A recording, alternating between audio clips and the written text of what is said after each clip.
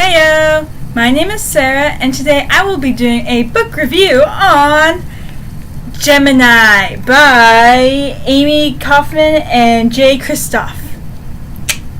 So, for those of you who don't know, I did a review on the first book, which is called Illuminate, which is thankfully on the back, the key. And yeah, this is the sequel to Illuminate, part of the Illuminate files. So, non-spoilers. 5 out of 5 stars, people. This book, whew. I think I needed to get a heart transplant because the other one gave out. This book does not take place with the previous characters, which were Katie, and Ezra. This takes place on the Heimdall, the space station that Hypatia was trying to get to. And this takes place with Hannah and Nick. Two people part of the Heimdall, just going about their normal day business when it gets invaded by biotech members who are trying to hijack the Heimdall, open up a wormhole, get an army through to take out the Hypatia and Carenza and destroy the station. I swear, this is takes place maybe 24 hours to 48 hours. This is a long day in this entire book. I mean, I was like, I cannot do half of the things that Hannah and Nick were doing. So, Hannah apparently is the Heimdall's commander's daughter, and Nick is a member of the mafia called the House of Knives that run underground illegal things in the Heimdall. How do you do that in a space station when there's nowhere to run? And like I said, they get invaded by members hired by Biotech to apprehend Heimdall, take control, and open up the wormhole. And it's like this whole adventure. You just need that brown bag and go. Like I said, I needed a heart transplant because my heart gave out during this whole adventure. And when the crossover happens, I'm like, my head hurts. You science people, y'all might get this, but for us normal people, my head exploded and it hurts. And that's as far as I can get into non-spoilers because the rest is spoilers from here on out. 5 stars out of 5 stars, people. Y'all science fiction people, y'all just keep this close. Y'all keep it close. And yeah, that's as much as I can get into non-spoilers. So, bye non-spoilers. Spoilers. Okay, so I know some people were complaining a bit that it didn't have Katie and Ezra, didn't focus on them, but I kind of liked it because it expanded the universe, I will say, and gave us more that's out there. We are in space, what more can there be? You know what I mean? But yeah, we get to find out why Heimdall was having trouble hailing the Hypatia. It's like they were preoccupied at the moment. So yeah, as we know from the first book, Hypatia's been in orbit trying to get to the Heimdall for a couple of months, and no one knew about Carenza attack. Well, apparently there was a mole in Heimdall erasing all of these transmissions. His code name is Rapier, and he was talking to, I believe, Ezra's mother. Because opening book, we're at a court hearing. How much time has passed, people? So yeah, we go open up at a court hearing, and then they go through the recordings that happened on Heimdall through the Illuminate files. And so we meet Hannah, who again is the commander's daughter. She's a little spoiled in a girly way, but then she's like a black belt in almost every martial art there is for military combat. I mean, she took on these insurgents whatcha, oh, and I was like, I'll throw things. I will shoot. I will throw. I will run. What was it on Outlast? I either run, hide, or die. That is me in this scenario. But I would not even be in space because of all this crap that's happening to these people in both books. No. I'm staying on the planet, and that is where it will be. So, Nick, he is Hannah's drug dealer. Apparently there's a drug called dust. And yeah, it makes you look Ooh. Yeah, that, and he's the nephew of Handsome Mike, who's in control of the House of Knives on the Heimdall station. Apparently there's more sectors out there. And yeah, we find out that they deal with dust, but it also comes from like this weird creature called the Nema. It's like a mutated carnivorous slug with legs that grows every time it's near a heat source. And I'm just telling you, no thank you. No thank you. I'd rather be with the Hypatia and the Alexander with their Walking Dead, Last of Us infected people, because you can shoot these targets. You know where they are. The Lenima, they are crawling to the fence. They are fast. They are vicious. I'm like, no thank you, because that's like, I would say that's the number one antagonist above the biotech people that are trying to kill them. I mean, so Rapier steals some guy's ID, because I thought he was the mole, Sam Wheaton or whatever, and he was blackmailing Nick to try to get this thing on Heimdall during Terror Day, where it's mostly everyone's left Heimdall to go home for the holidays and whatever. And it's like, okay, simple job, nothing really, keep that blackmail to yourself or I'll kick your ass. He brings in the death squad. And we got some weird psychos, especially Cerberus, codename Cerberus, and Kali. So Cerberus is in control of this whole operation, and Kali is one of the squad team leaders. And yeah, they are cuckoo. So again, life and death scenario. Hannah's on the run. Nick's somewhere else talking with his cousin Ella, who goes by the Spider. Something else in Russian. I don't speak Russian. But get this. She reminds me of Felicity Smoke on Arrow, when she was in a wheelchair, called Overwatch. That is what Ella is. She basically can't leave her room. She has like an oxygen mask, and she's completely surrounded by computer screens. Nope, hollow screens, because this is sci-fi. This is the 22nd century, people. But Hannah does make a lot of references to people that's been dead in her words 3,000 years, but you know, it's like 2,000 for us. But yeah, she knows Sun Tzu. I give props to you, girl. You know the art of war. And so do other people's, but you know. So yeah, we have Nick and Hannah on basically cleanup detail, trying to get the Heimdall in control, and Ella is their eyes. She sees everything. So yeah, Cerberus and his team are trying to take over the Heimdall. There's some people locked away. Hannah's trying to figure out what happened to her brother Jax, aka. And Nick is trying to work with Ella as well, with Hannah to try to get Heimdall under control. I swear, this book gets trippy. This is where you science people that theorize on all kinds of things. I'm just like, okay, layman's term people, I just like, ooh, I think I'm on that dust. So, apparently, well, first of all, Hannah's dad's dead, so she goes revenge mode a bit, and they do take out some people from Cerberus team, the biotech team, and things don't go well, especially when codename Ballpark goes outside in space and he says, "There's a black angel in my suit." So beautiful outside. I'm like, those things are loose. They were implanted in cows so they can grow, but no one was there to pick them up, and they're all over the place. Ella opens the vents. They're sliding through the vents. They're looking for warm sources. Hello. The reactor and people are warm sources. Even though you're wearing a suit, they can get there. I'm like, oh my god.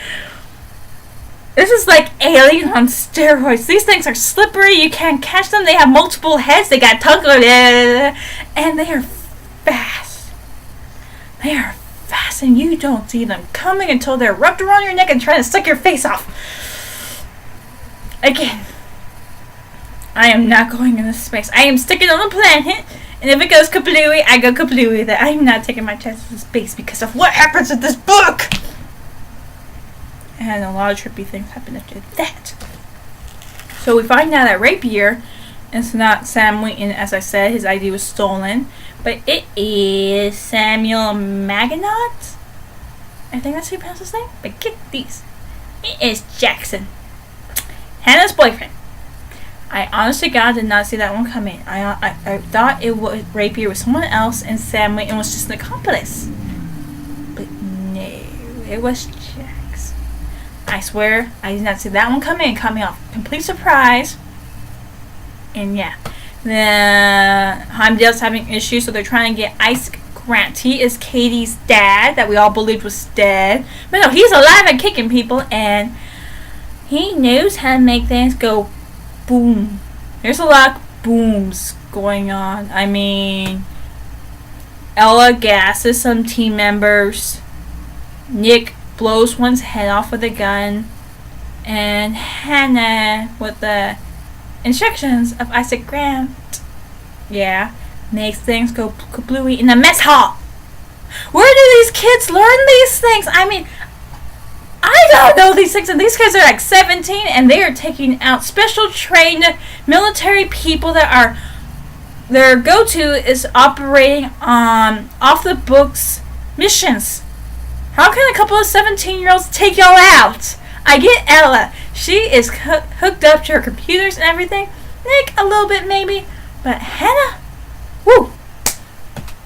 But so, Cerberus, seeing that people are getting taken out one by one, tries to divide and conquer, meaning getting Hannah to not trust Nick. Because apparently, the House of Knives have like a whole glossary of tattoos that they wear. And it's like, I would like to look at this glossary and check out all these tattoos because they're very interesting. And one of them is Nick having an angel tattoo on his neck. Apparently that means murdering a child. But then again, he tells Hannah that he did not do it, but he took the fall for his brother. You know, older sibling thing, you know. So yeah. Let's try Cerberus. You can't break up team Operation Thermopylae. Yes, Hannah refers to 300. And that's what they're doing. Operation Thermopylae, as Ella would say. I like Ella very much. Her and Hannah and Katie, when they meet up, that's going to be the team, the three amigos, the girl power team. I would be terrified if they were together. But yeah, because there's some times where Hannah kept messing with Nick's logger ID and kept changing, like Mr. Smarty Pants, Knight in Shining Armor. Nikki drives the bus. She is funny. And so, yeah, they need to get to the reactor. And Nick's riding the Betty Boop that is not rigged to explode. And apparently the wormhole opens. Some people get fried. The whole Heimdall shakes and everything. Nick says he sees a rainbow. Wait, no. And everything just goes from there on out. And insane. I mean, the Lanima are all over. Team Cerberus' team members are trying to take out Hannah and Nick. They lead them down to the reactor where all the Lanima are, especially one that's the size of a meter. Or like, I'm thinking like a meteor. This one's the big one that started out. Ella's MIA because a Lanima got into her room and is attacking the poor girl, and we think she's dead. Sir Isaac Grant doesn't know what's going on, and it's like, oh my god, it goes crazy. I mean, there you're just like, can't breathe. I swear, I was holding my breath through this whole operation thing, and then these two authors, you see that? These two people, we got your names. Collie kills Nick. I'm like, what? No! These two characters are main characters. The only person that's allowed to kill off people that we love and care for is Sarah J. Maas and George R.R. Martin's Game of Thrones, but that's a TV version. But no! You do not get to kill off Nick! Collie dies, thank God, from Hannah, but no. Nick flatlines. I'm like, and there's still 200 pages left in this book? I can't do this without Nick! I mean, no! But then again, we get hailed from the Hypatia. While there is a killer squad trying to get through the Heimdall's wormhole to kill them. And we get to see Katie! The crossover. And, well, in a way. And I think Aiden was in the system a lot, because we got the reports that Aiden would do, but either way. Katie with Aiden and Ezra and the captains and everyone else. They're talking to Hannah and they're saying, well, that's strange, because Nick is saying the same thing about you, that you're dead. Definition of Gemina. From, your zodiacs, the twins, and everything. Well, apparently, this is where your mind goes completely, because the captain of Hypatia had a theory about parallel universes. And because when Nick said he saw rainbows, he went into another universe!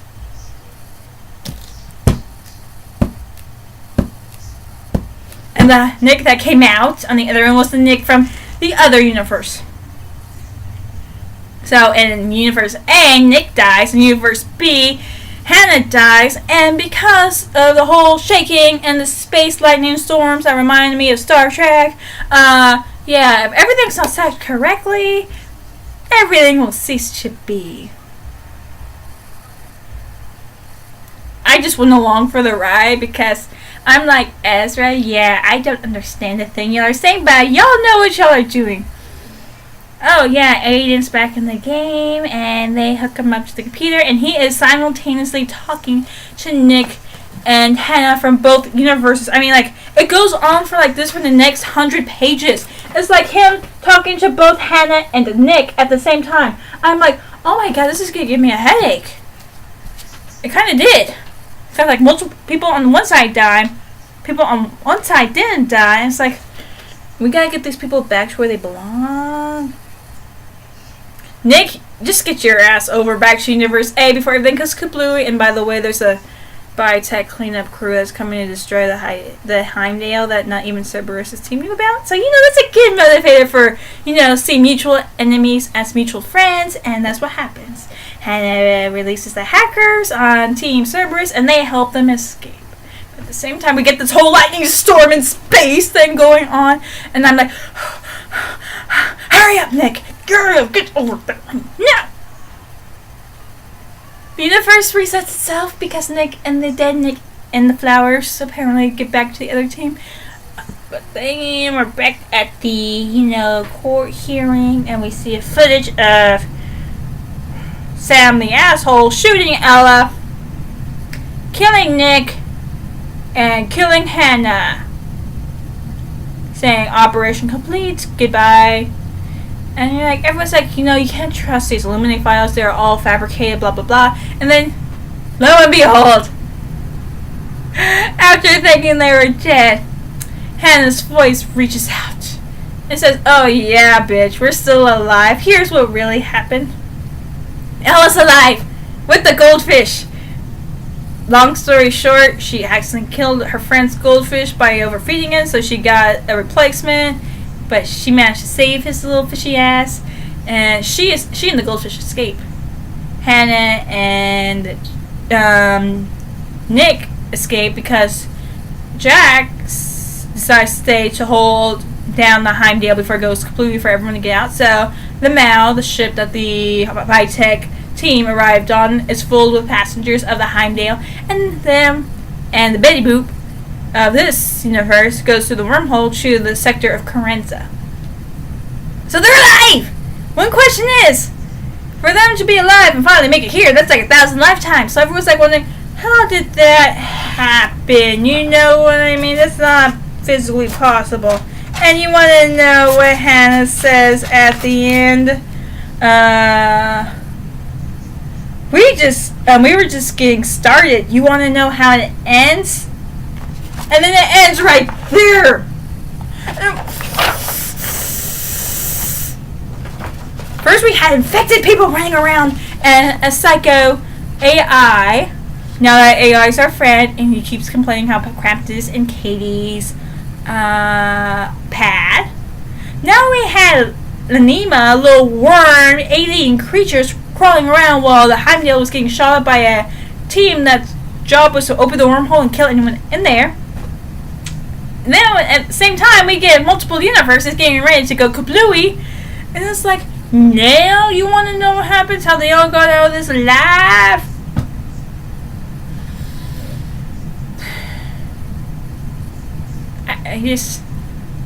I need to take a break and reset my heart and my brain, because they're still hurting right now. They're still hurting. And yeah, what's the next book gonna be called? Because we got Illuminate, now we got Gemina. Are we keeping with the, I don't know, Terra maybe? Because they kept talking about Earth, old Earth, Terra. I wonder how that's doing. It's like Carve the Mark. Is Earth still out there? And if it is it still, part of, are people still inhabiting it? Like, we only hear about the core, and then, Carenta, Heimdall, Hypatia, a little bit of other planets that are connected to the Heimdall wormhole. Like, where is Earth? That's like a good question. Either way. Hannah, Ella, and Nick are alive, thank God. We lost some members. The House of Knives are dead, of the Heimdall. Isaac Grant, I think he's still alive. Maybe some of our enemies are now our allies, and hopefully friends, because, they can come in handy. I will be running for the hills if I ever see Katie, Hannah, and Ella walking down the hallway. I will jump ship, like, I don't want to do it. They're too scared. They're too glorious. Aiden, keep him in the Hypatia system. We don't need to build him a body. What happened with Ada. Nick and Ezra, y'all boys hang out because y'all got crazy girlfriends that are blowing things up, not taking orders from no one, doing whatever they feel like doing.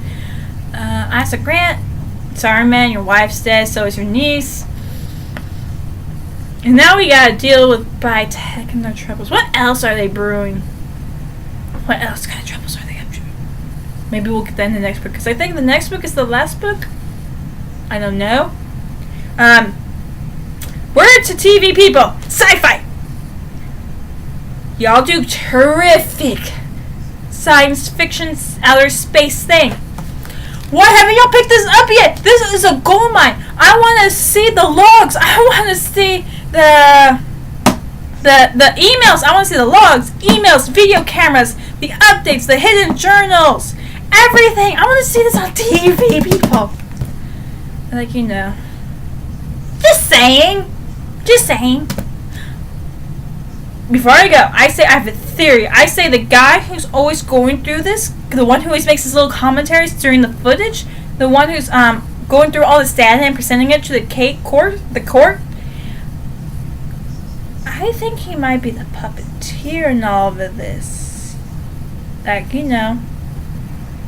just saying, he sounds a little too friendly on these subjects, and like, maybe he might be behind this. I don't know. We don't even know his name yet. I hope we get to see him eventually. But, that's my theory. He might be behind all of this, the whole Biotech Carenta Heimdall incidents. Just a thought. So, yeah. 5 out of 5 stars, people. This book deserved it. It did great by its predecessor. It expanded the universe again. And we just want to know what happens next. So, yeah. Gemina, Book 2 of the Illuminate Files series by Amy Kaufman and Jay Kristoff. Yeah. So, my name is Sarah, and bye!